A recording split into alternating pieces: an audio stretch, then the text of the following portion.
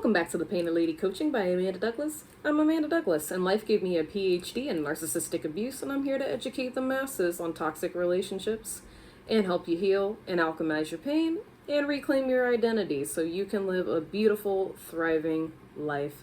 So today's video, we're going to be talking about just that, cultivating healthy relationships, especially after narcissistic abuse. All right. So why I wanted to even go into the subject of cultivating healthy relationships, especially within the context of after narcissistic abuse, is a lot of the times how we even get into these type of dynamics is because we don't really have good examples of even what healthy love and healthy relationships, healthy dynamics with people in general even looks like. So we're gonna get into it. So in the last video I already kind of harped on the importance of kind of doing some shadow work and healing and, living an authentic life before kind of getting into a new relationship. So, and that's another thing that I'm going to say here. That's going to be the first step with having healthy relationships. Okay. Before pursuing a new relationship, you need to start cultivating a solid relationship with yourself first. Okay. That is going to be literally the root of everything. Okay. It all starts with you. But of course, within the context of post-narcissist, right? Your self-worth most likely also needs some attention. Your sense of identity probably needs some attention, and even some just gaining emotional stability and trust within yourself and the world around you before, getting into that. And honestly, for me, I didn't even want to think about that or men for probably some time after I left that relationship. So totally get it, understandable, but that really is key here, is cultivating a healthy and solid relationship and solid connection with yourself.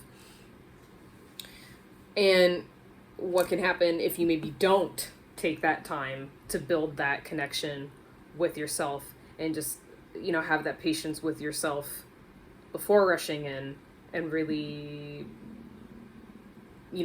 too soon anyways, you can end up repeating unhealthy patterns. A good idea is to stay consistent with yourself and that healing and make that commitment before jumping in. And for some reason, depending on who you are and where you're at, that may be no problem. And I think for me, that's kind of just where I was at. After I got out of this relationship, I was like, something is off, for something to have led me to this person. I went wrong somewhere. So I need to cultivate a relationship with myself and really heal from this and really understand what has happened in my life before I even think about another man. So again, it was really no problem for me, but for some that may not be true. So I'm here to stress the importance of that because of the fact that I gave that to myself. I can definitely stand here. So then, speaking of unhealthy patterns, we're going to talk about some of those right here, right now. Okay. So upon being with a toxic individual or a narcissistic individual, they can often distort what our understanding is of love and even proper boundaries and such. Okay. Now, if you're someone like me who grew up with a narcissistic individual, this can be especially so. And again, what's primes you to end up in a romantic relationship as such, right? So, and again, this is another video that I want to make as well, where I kind of actually I don't think that's correct. where I go pretty in depth on, different green flags and red flags when it comes to relationship patterns. Okay. But for right now, I'm just going to talk about like healthy communication versus like what manipulation might look like, and just kind of give some scenarios for that, as well as mutual respect versus control, and empathy versus emotional invalidation, with healthy communication versus manipulation. So we can talk about disagreement, right? So with disagreement, like, and within healthy communication, both partners, first of all, are always going to be respectful. Let's throw that out there, okay? And take turns speaking, let each other speak, and also active listening. Active listening, active listening. I'm going to say it again, active listening. And what that means with active listening is that you are, engaged when speaking with each other, and then you kind of, let's just say, like, I don't know, like, repeat. I guess you would be repeating, like, what you understood to the other person in order to make sure that you guys are on the same page and you're understanding, like, where each other's coming from. At least an example of, like, a respectful form of communication, like, from your partner would be something like, I feel hurt when you don't text me back. Can we maybe talk about how to communicate better? That's another thing. I statements. Super important, super useful. I just think things tend to go a lot smoother when it comes to keeping a calm and neutral voice tone, using I statements, and active listening to show that you understand what the person is saying, and making sure, like, there's no miscommunication. I think it prevents a lot of miscommunication. But this is, it shows openness, it shows respect for the other person, being willing to, like, work through the said issue. Now, with the manipulative partner, they'll definitely try to, like, emotionally blackmail you with the situation. And that is, again, just to try to, like, control, like, the outcome of the situation, or just, I don't know, I guess just to just really, like, control the situation in general.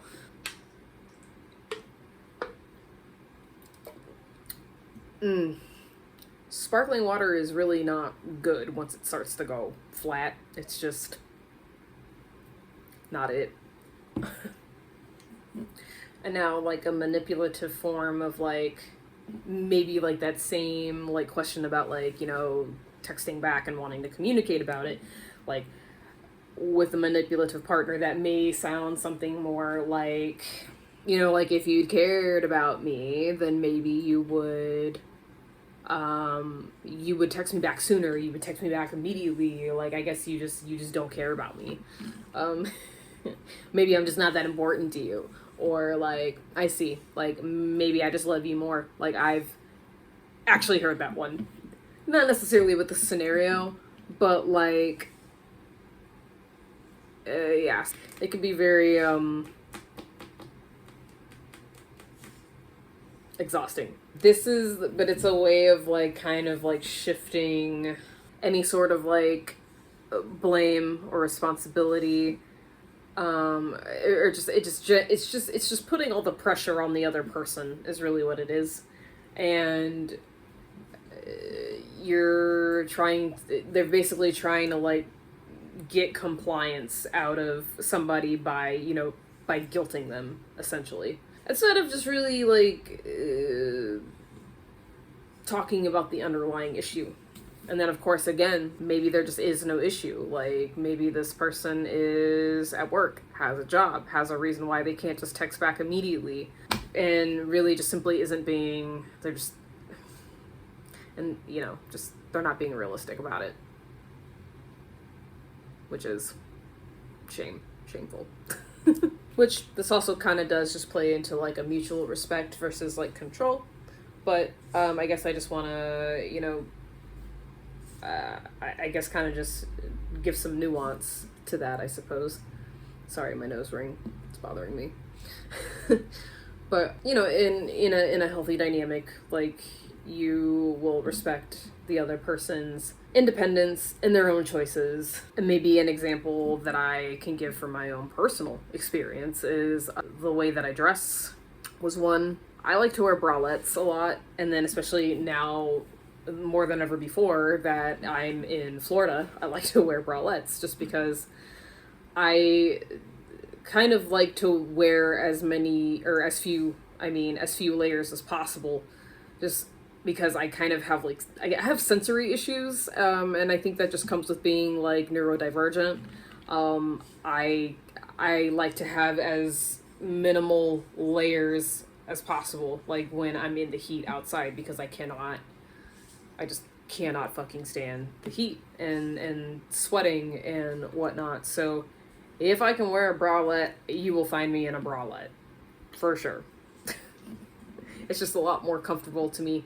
And a lot of the time, if I am wearing a shirt, I'm probably not wearing a bra, just because it's like, that's too many layers for me. That's just how I feel about that. But, there was definitely not an appreciation for that too much, and I've definitely had to hear my fair share of like bullshit for like what I was wearing or wanted to wear.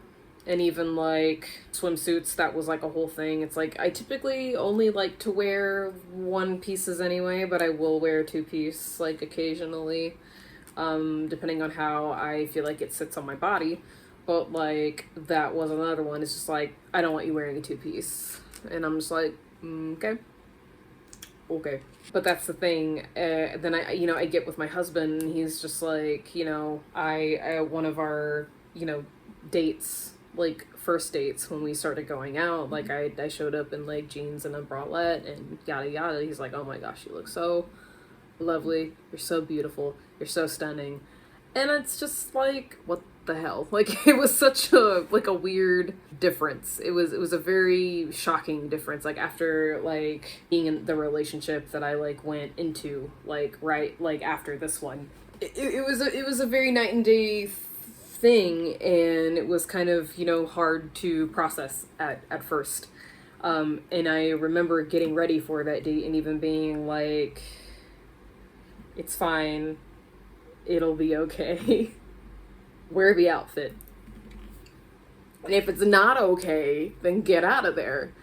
But that is a person that, they love you and they love all of you, and they're okay with you just being you and showing up as you, and they're not going to put you down or try to control you and what you wear. Wild. But yeah, it's just like, when someone is controlling, they will try to dictate a lot of the choices that you make, including down to your clothing and how you present yourself, because it's a threat to them to some way or another. And my ex even tried to say like, oh, it's a threat to the intimacy of our relationship, and I just think that's so funny, so hilarious, hindsight, with being with my husband now. And it's just like, this is by far the most like fulfilling relationship I've ever had, and it's just so like intimate in every single level, in a way that like really that I've never been intimate with anyone, but like including this person, it's just like there was no level of like true intimacy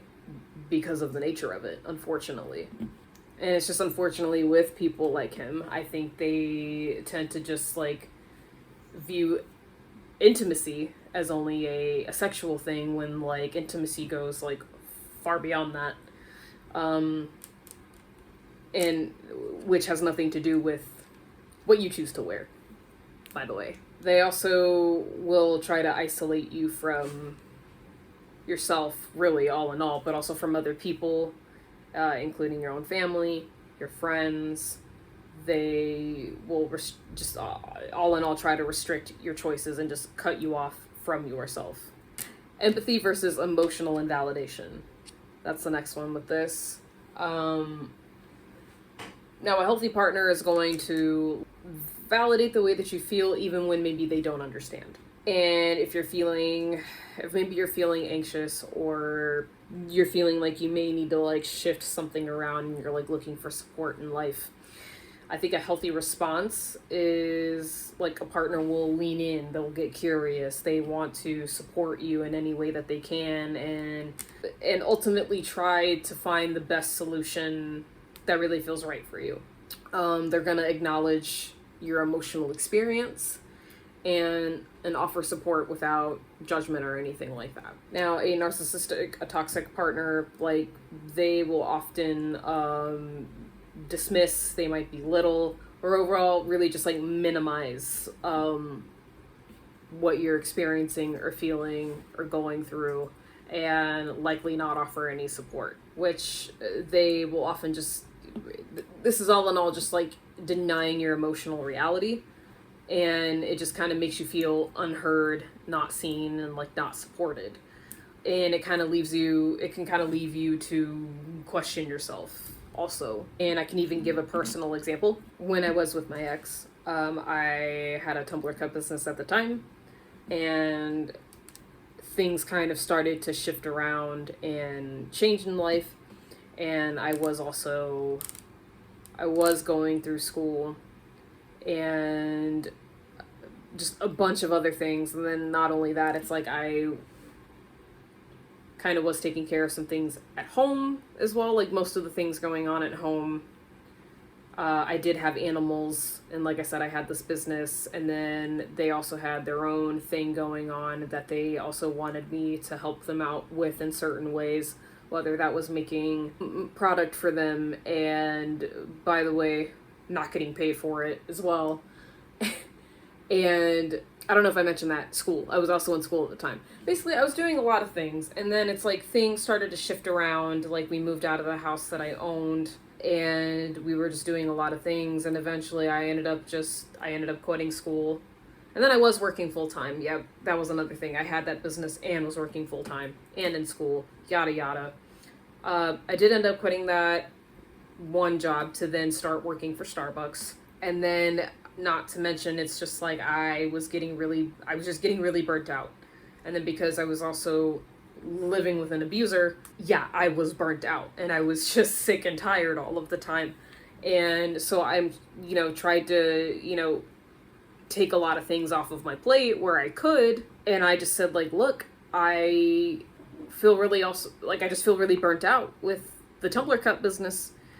And I just think I don't think I want to do this anymore, especially because it's like I don't have the proper support, and I need the support, or else I don't see this as a sustainable thing for me to do. And basically just looked at me and said, I don't know, I just think you need to try harder and stay consistent.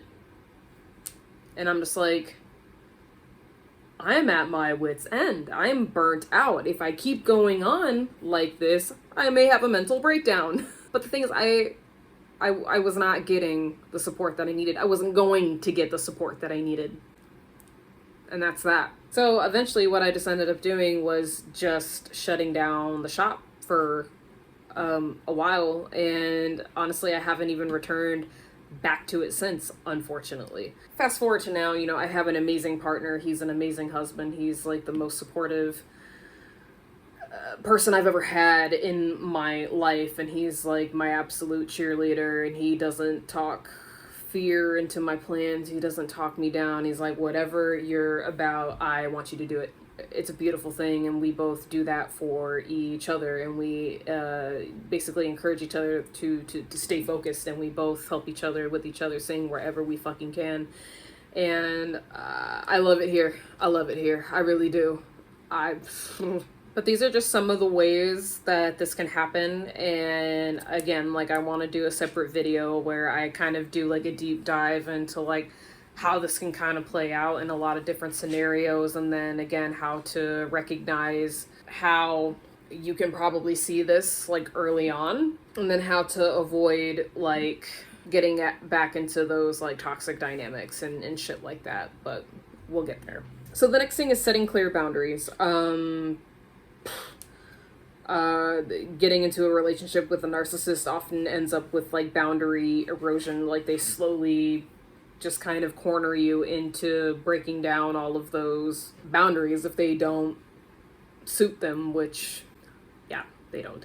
Asserting your needs becomes needed now more than ever, and you may have forgotten how to do that. And I did make a whole video about setting boundaries that you can refer to, but like for this video, some things to remember is like, be okay with saying no and doing so without guilt.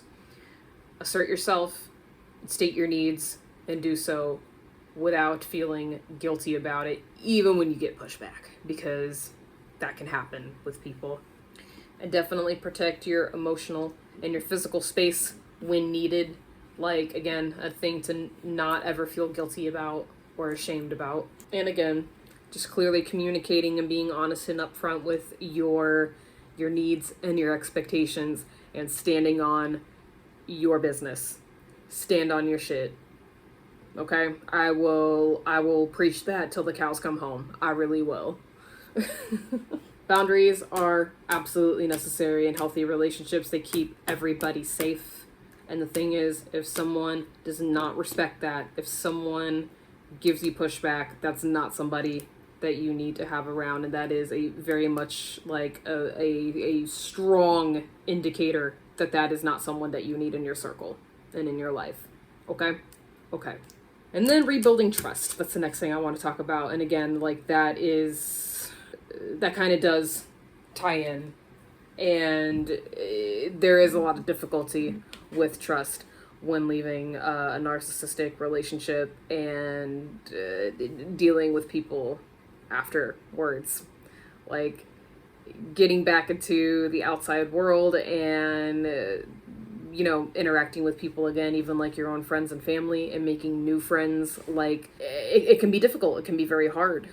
Because you experience that level of betrayal and manipulation, you are just scanning for the threat everywhere. So how you can start to rebuild your trust. And again, I did make a whole video on that. That was like one of my most recent videos last week. But again, we'll just kind of touch on that again for this video. You start slow. You just take some time getting to know people as you're starting to get to know people again. And look for consistency. Look for people that are about what they say they're about, because that's going to be like one of your biggest indicators as well. Healthy relationships, they will entail consistent and respectful behavior, okay? And you will see that over time, okay? And then above all else, you will want to trust yourself first, and you will strengthen your self-trust by trusting your intuition and honoring your feelings, okay? Especially as they are coming up. If you feel any sense of conflict, just go with what feels right. Go with the thing that is kind of whispering to you internally that feels right, okay? Because I promise your intuition will not lead you astray. And then sometimes you may even need to like sit on that and really like reflect with yourself to kind of like sift through the noise and the conflict. But the thing is, like, your initial instinct, it usually doesn't steer you wrong. And if somebody pushes back on that, again, pushback is something you want to be wary of, okay? But always bet on you first before anything else. Like, it's okay to set boundaries and then also be selective about who you let into your life. So it is okay to take that time. When you are coming out of a narcissistic, toxic dynamic, communication is often very distorted and feelings get dismissed. A lot of things get dismissed. It can be a trip, I tell you what, okay? You can practice healthy communication, though, by expressing yourself openly and honestly, or expressing your feelings openly and honestly. Active listening. And this one can be hard. And even for me, sometimes it can be very difficult, but avoiding defensiveness and being open to feedback. More so the defensiveness, I mean, that can be difficult. If you learn to kind of like sit with whatever feelings are coming up before you speak, that will often be a very big help with avoiding defensiveness, or like maybe immediately acting on maybe like triggers as they come up. I mean, if you notice things start to like come up in your body, it's best to stop and just pause. I cannot stress how much of a time saver for everybody it can be when you just take the time to sit and reflect, especially if things are coming up for you as you're having conversations with people and communicating with people. And the thing about being like with my ex in particular is like he didn't give me room to think ever. And I think and I feel like that was very much intentional and on purpose. So like if things came up for me and I'm just like, hold on, I just need some space to think and sit with it and yada yada. But I was never permitted and allowed that. So, and if someone does not allow you to do that, if somebody doesn't respect your need to really like sit with it, and of course, it's like also communicate that. It's like, yeah, if you do need to pause, but also let them know it's like, look, I am coming back to this conversation once I have all of my thoughts and my feelings like sorted and pulled together, because that's kind of like a whole other thing. It's like if you don't make that clear, I don't think I was really allowed to just work through and communicate effectively, because there was also a lot of yelling. I mean, not from my end, but it's like my narcissistic ex definitely believed in yelling and kind of getting me to a place where I was very scared and like just very like emotionally distraught to get me wherever he wanted me to be to have his way with whatever it was. Very unfortunate. Communication is a two-way street, and it needs to be respectful and understanding at all times. And we're also people. Sometimes we do make mistakes. Like sometimes we might get defensive, or sometimes we might misunderstand whatever. So it's also important that we do acknowledge those things when they come up. And then, you know, yourself doing that, and if your partner does that, that's a really good sign. Because it is true. We are people, we're humans, we make mistakes, but it's not necessarily the mistake. It's, you know, are we acknowledging it and improving upon it? Whew. So then emotional safety and vulnerability is another thing. There's a huge fear of vulnerability when, after a narcissistic and toxic relationship, because vulnerability was something that was taken advantage of within that dynamic, right? Emotional safety, that needs to be cultivated within healthy relationships, and that can look like taking things at your own pace. Because again, like taking the time to get to know people and giving people trust in congruence with where you are with them is going to be a very important thing, and like moving at that comfort level.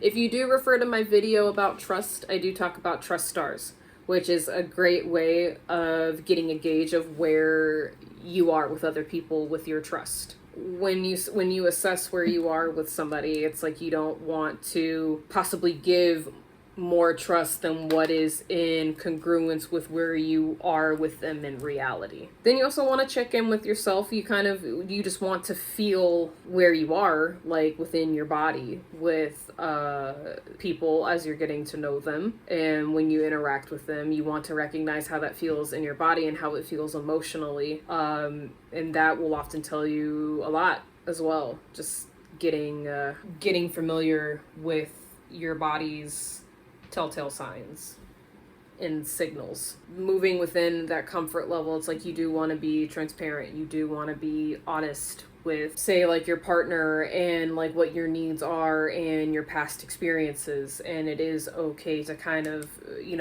reveal those over time, again, at your comfort level. Being with someone that kind of helps foster that emotional safety and respects all of that is very important. Ooh, and self-love and independence, okay? And like I said before, it's like all of this is going to start with you and your connection to yourself. So the basis of healthy relationships is a healthy relationship with yourself. And then having that personal independence is also a very key part of that as well. You want to take the time to like, you know, nurture your self-esteem and like pursue your own goals and your own growth at this time, and make sure that you do maintain a level of independence within your relationships. And, you know, you can also prioritize this by making sure that you invest in your self-care and your mental health, develop hobbies and pursue maybe some old ones or maybe try out some new ones, and make sure that you avoid codependency by ensuring that you both have space for your own personal growth. And again, mutual respect. Mutual respect is very important. And it's also one of the core things for healthy relationships. Everybody needs to respect each other's boundaries and feelings and opinions, of course, and supporting each other's goals and individuality, valuing each other's emotional and physical well-being. And you just want to be with someone that treats you overall with kindness and empathy and just the consideration that you fucking deserve. Healthy love is just really all about just respecting this person and their autonomy and just who they are and all that they are, but while also encouraging and supporting each other through their growth and their evolution, right? It involves mutual care and support and emotional and physical intimacy that's built on trust and respect and a shared vision of the future, and with both partners working together. And it should never feel manipulative, controlling, or conditional. And I've said it once and I'll say it again. It's very important just to be patient and have some compassion for yourself on this journey. And especially if you are in the process of like dating again and meeting new people. It's a journey and an experience with cultivating healthier relationships. It is okay to take the time to also heal and just kind of reframe what your expectations are, and, you know, getting familiar and getting an understanding of what healthy love really is. And again, if this was really helpful for you, you are welcome to subscribe. My content is all about navigating a life after narcissistic abuse and reclaiming your identity and cultivating healthy relationships. I just want to say, I'm really glad you're here and that you are here to listen and grow and evolve and heal. And I love you, and I hope to see you on the next one. Bye.